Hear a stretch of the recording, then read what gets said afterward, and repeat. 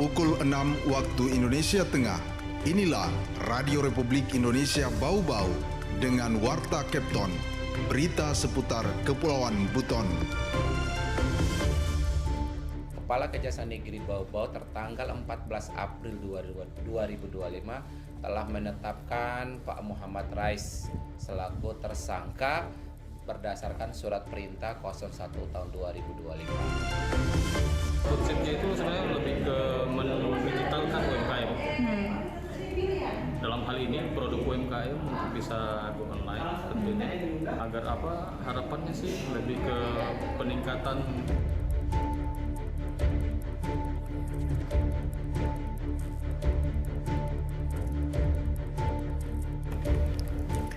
Selamat pagi dari kawasan Limbolio, kami sampaikan pokok-pokok berita. Kepala Dinas Pertanian dan Ketahanan Pangan Kota Bau-Bau resmi ditetapkan sebagai tersangka tindak pidana korupsi pengadaan benih padi di tahun anggaran 2022. Tingkatkan pemasaran digital, Rumah BUMN Telkom Bau-Bau berkolaborasi GrabFood fasilitas puluhan UMKM. Saris Karlina dan inilah Warta Kepton pagi selengkapnya hari ini, Kamis 17 April 2025.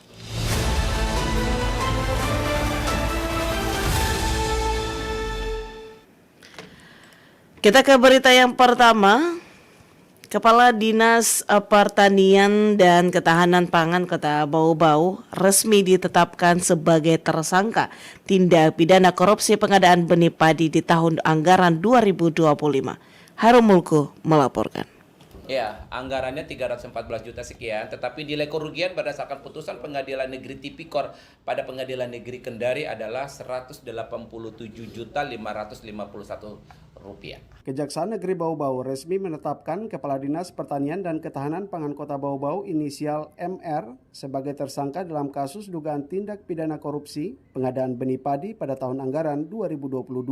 Penetapan tersangka dilakukan tertanggal 14 April 2025 berdasarkan surat perintah Kepala Kejaksaan Negeri Bau-Bau nomor 1 tahun 2025. Hal ini disampaikan resmi oleh Kepala Seksi Intelijen Kejaksaan Negeri Bau-Bau Abdul Qadir Sangaji pada Rabu pagi. Kepala Kejaksaan Negeri Bau-Bau tertanggal 14 April 2025 telah menetapkan Pak Muhammad Rais selaku tersangka berdasarkan surat perintah 01 tahun 2025. Tentunya penetapan tersangka yang ditetapkan oleh teman-teman jaksa dan ditandatangani oleh Kepala Kejaksaan Negeri Bau-Bau berdasarkan alat bukti permulaan cukup sehingga teman-teman jaksa pada tahapan penyidikan menetapkan Pak Muhammad Rais sebagai tersangka pada kasus tindak pidana korupsi.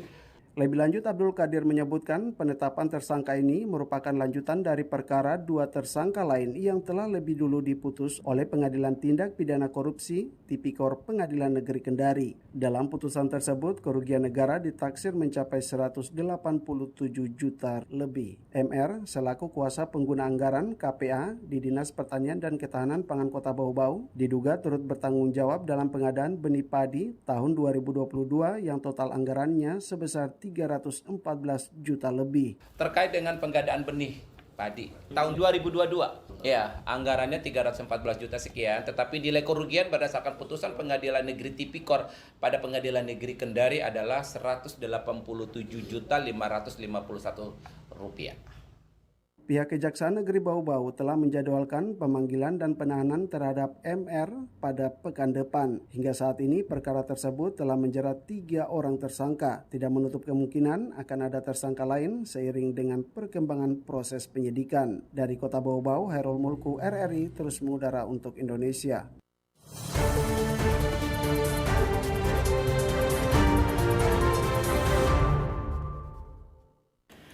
Tingkatkan pemasaran digital, Rumah BUMN Telkom Bau-Bau berkolaborasi GrabFood fasilitas puluhan UMKM. Ode Nurliani melaporkan.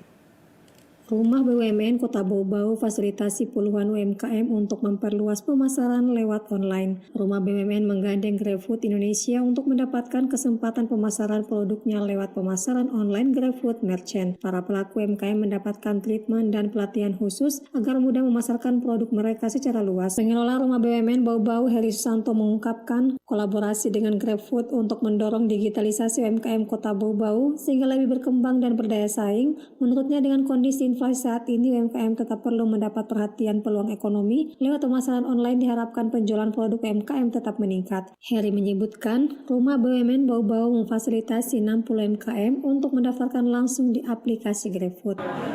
Konsepnya itu sebenarnya lebih ke mendigitalkan UMKM.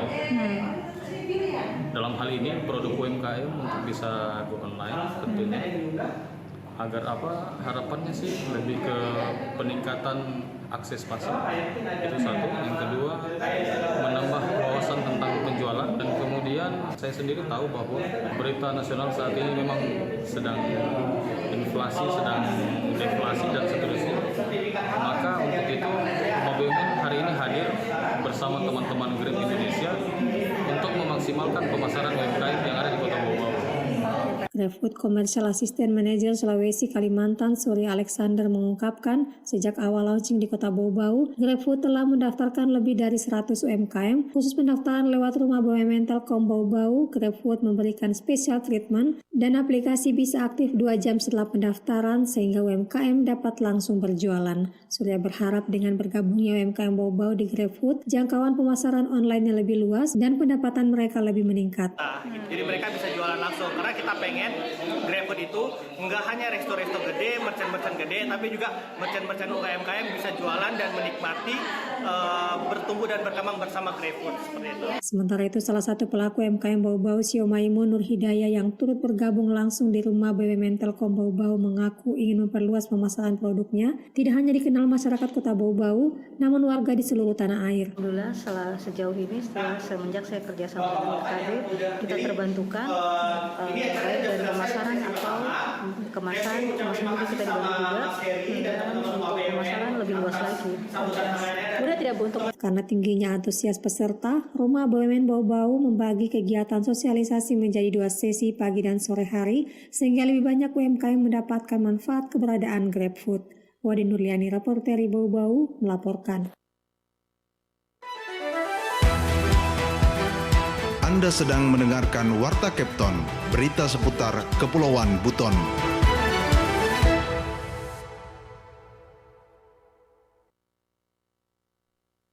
Kepton pagi ini disiarkan langsung RRI Bau-Bau. Upaya mencetak generasi muda yang mandiri dan terampil terus digencarkan oleh SMK Negeri 3 Bau-Bau sejak tahun 2023. Sekolah ini diberi kepercayaan untuk memproduksi seragam putih abu-abu bagi seluruh siswa SMA dan SMK di Kota Bau-Bau. Sebuah inisiatif yang tidak hanya mengasah kemampuan tapi juga membangun jiwa wirausaha para siswa. Mengenai hal itu, Afriansyah melaporkan.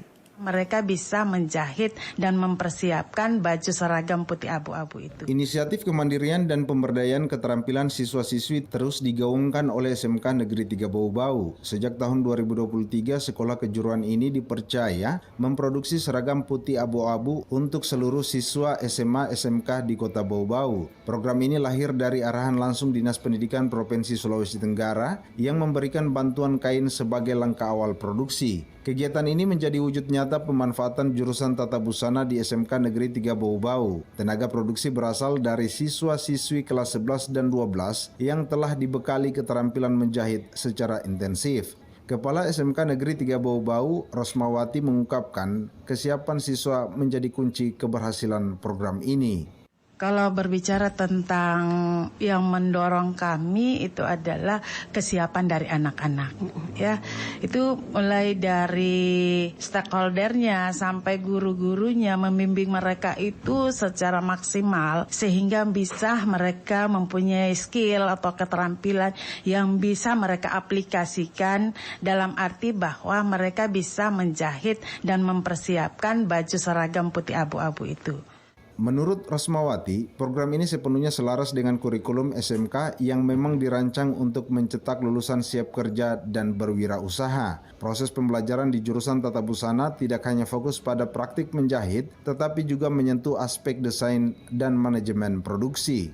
Rosmawati mengatakan ide produksi seragam putih abu-abu ini berasal dari Dinas Pendidikan Provinsi, namun eksekusinya sepenuhnya dipercayakan kepada pihak sekolah. Dukungan berupa bahan baku dan kepercayaan menjadi pemicu utama lahirnya karya siswa yang berkualitas dan bernilai jual. Tidak hanya menghasilkan seragam fungsional, para siswa juga dilatih untuk berpikir inovatif. Mereka diajak mempertimbangkan pemilihan bahan yang tepat, efisiensi produksi, serta memperhatikan estetika desain agar produk tetap nyaman dan menarik digunakan. Kualitas keterampilan siswa SMK Negeri 3 Bau-Bau telah terbukti. Pada tahun 2024, jurusan Tata Busana berhasil meraih juara 1 tingkat Provinsi Sulawesi Tenggara dalam ajang lomba keterampilan siswa. Mereka bahkan mewakili provinsi pada tingkat nasional di Lampung bersama jurusan akomodasi perhotelan. Tahun ini, hasil kerja keras para siswa tersebut dinikmati secara gratis oleh seluruh siswa SMA dan SMK se-Sulawesi Tenggara.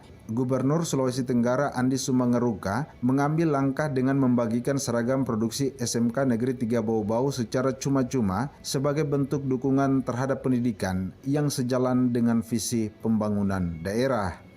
Reporter RRI Bau-Bau, Afriansa melaporkan.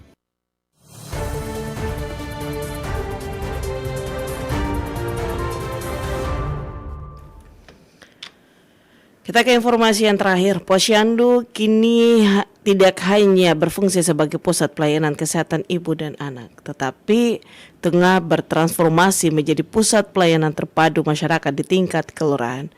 Wakil Wali Kota Bau-Bau Adeham Sinabolu dalam rapat koordinasi kelompok kerja operasional Posyandu mengatakan transformasi ini merupakan bagian dari upaya memperluas peran Posyandu untuk menjangkau 6 bidang standar pelayanan minimal. Keenam bidang tersebut meliputi pendidikan kesehatan, pekerjaan umum, perumahan rakyat, ketentraman dan ketertiban umum, Tantibum Linmas, serta sosial. Perluasan fungsi ini diharapkan dapat menjadikan Posyandu sebagai garda terdepan dalam pelayanan dasar masyarakat di tingkat kelurahan.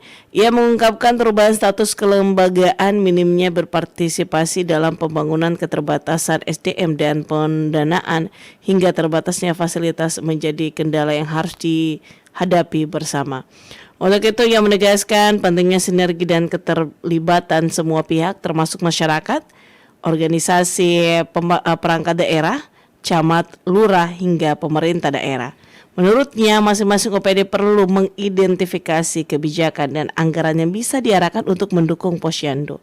Menurutnya, Posyandu memiliki peran vital dalam peningkatan kualitas penyelenggaraan pemerintah di kelurahan sebab hampir seluruh pelayanan dasar kini bisa dilakukan di Posyandu.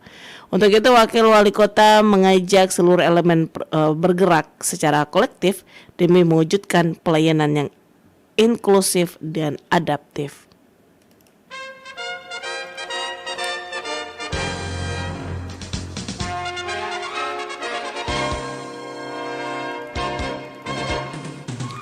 Demikian Captain pagi ini, kembali kami sampaikan pokok-pokok berita. Kepala Dinas Pertanian dan Ketahanan Pangan Kota Bau-Bau resmi ditetapkan sebagai tersangka tindak pidana korupsi pengadaan benih padi di tahun anggaran 2022.